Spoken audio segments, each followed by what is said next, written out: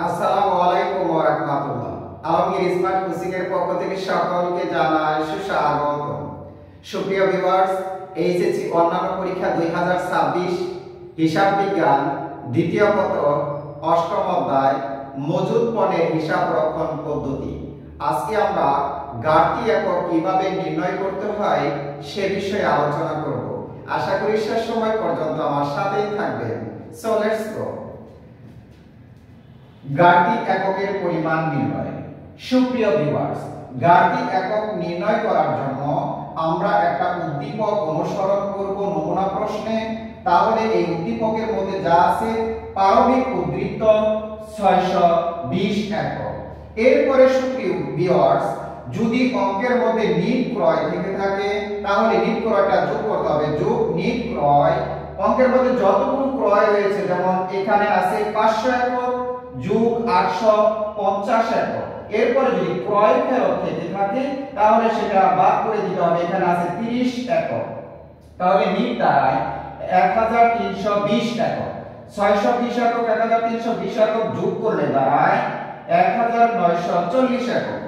এরপরে সুপ্রিয় ভিউয়ার্স, অঙ্কের মধ্যে যদি নিট বিক্রয় থেকে থাকে তাহলে সেটা বাদ দিতে হবে। বাদ নিট বিক্রয়, অঙ্কের মধ্যে যতগুলো বিক্রয় রয়েছে 700 একক যোগ 750 একক।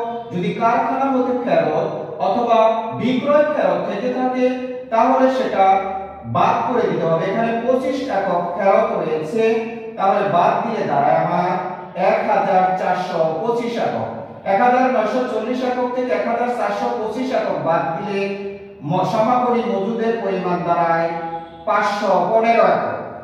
সুপ্রিয় ভিউয়ার্স, অঙ্কে মাস শেষে উল্লেখ করা আছে সমাপনী মজুদ পণ্যের পরিমাণ 350 একক।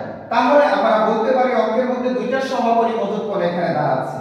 একটা আছে বাদ দেওয়ার পরে হয়েছে, আর একটা মাস শেষে সমাপনী মজুদ পণ্য। এই দুইয়ের মধ্যে যখন আমরা পার্থক্যটা নির্ণয় করব তখনই আমার ঘাটতি এককের পরিমাণ দাঁড়ায়। তাহলে এখানে দেখা যাচ্ছে 515 একক থেকে যদি বাদ সমাপনী মজুদ পণ্য 350 একক বাদ দিয়ে দিই তাহলে আমার দাঁড়াচ্ছে 165 একক।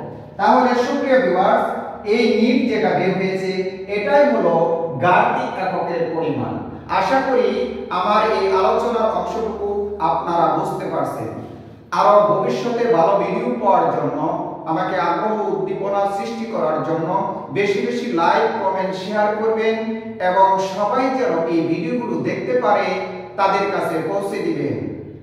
সুপ্রিয় ভিউয়ার্স, আজকের মতো বিদায় নিচ্ছি। আল্লাহ হাফেজ।